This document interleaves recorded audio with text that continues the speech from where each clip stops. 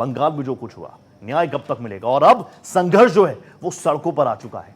Bharatiya Janata party लगातार aggressively attack कर रही है, टीएमसी की सरकार पर, उनके प्रशासन पर, उनकी पुलिस पर सवाल उठा रही है। और आज बीजेपी की महिला विंग ने भी सड़कों पर उतरकर आक्रोश व्यक्त किया। बड़ी संख्या में भारतीय जनता पार्टी के कार्यकर्ता सड़कों पर उतरे, कईयों को हिरासत में भी लिया गया।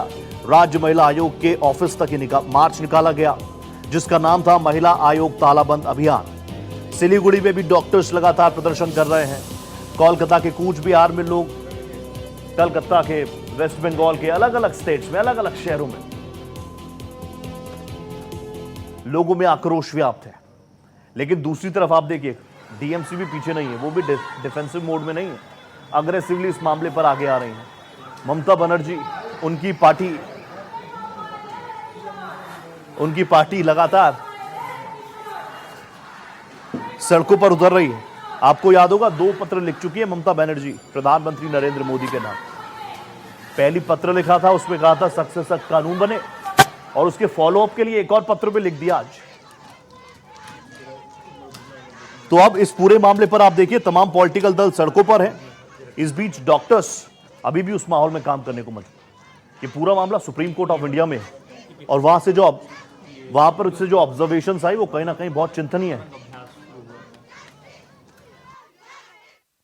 ममता बनर्जी, हमारे मुख्यमंत्री और पुलिस मंत्री डर गई है।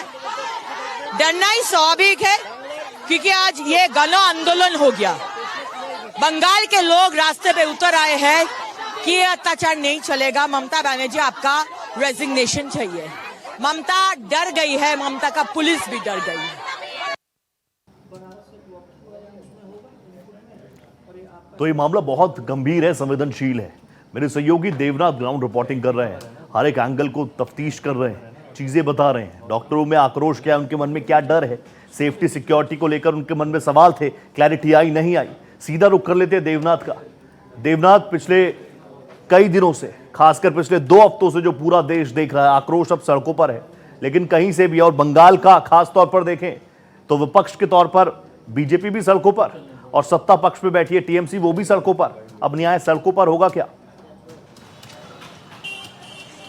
बिल्कुल रोहित, बहुत सही सवाल आपने पूछा, क्योंकि न्याय की जो लड़ाई है, सरकार यानी बंगाल में जो ममता सरकार है और खास करके बीजेपी, ये 2 पार्टियों के बीच की एक ऐसी धुरी बन गई है जिस पर शायद ही कोई पॉलिटिशियन बात कर रहा है। यहाँ सिर्फ बात नफे नुकसान की हो रही है, सिर्फ माइलेज मिलने की बात हो रही है, कौन कितना विरोध करेगा और जनता किस विरोध को देख रही है, ये सवाल है। लेकिन इससे इतर जो तस्वीर है, थोड़ी इतर है।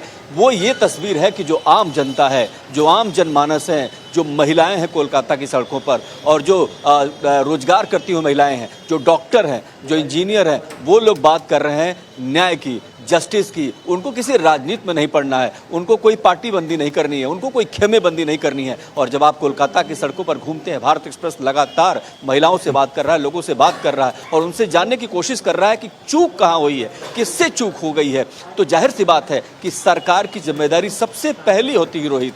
ये अगर ममता बनर्जी समझती तो शायद इतना बड़ा ये आंदोलन नहीं हो पाता, क्योंकि जिस तरीके से हैंडल करना चाहिए था, जिस तरीके का बयान आना चाहिए था, वो कहीं से भी इस दिशा के अनुरूप नहीं थे। और यही वजह है कि आक्रोश बढ़ता गया। और आक्रोश की वजह समझिए कि किस तरीके से एक लड़की का, एक ट्रेनी डॉक्टर का रेप होता है, मर्डर होता है, माँ बाप को घंटों खड़ा किया जाता है, माँ बाप अब भी उनकी आंखों में आंसू हैं।